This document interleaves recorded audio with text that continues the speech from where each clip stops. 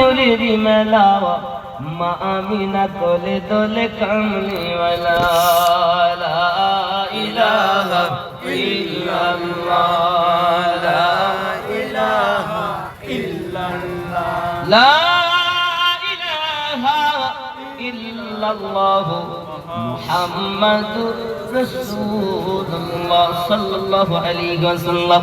বাপজি আমার সোনা মানিকের হযরত আলী কারামাল্লাহু ওয়াজহুল কারীম একদা বাড়িতে এসেছেন।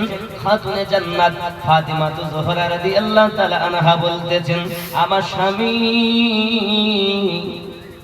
খাওয়া নাই দাওয়া নাই বাড়িতে, আপনি এক কাজ করুন, আমি সুতা কেটে রেখেছি, এইগুলো আপনি বাজারে বিক্রি করে আনুন, আর কিছু আপনার আটা কিনে নিয়ে আসুন, রুটি বানাবো, আমার দুই কলেজার টুকরাকে খেতে দেব।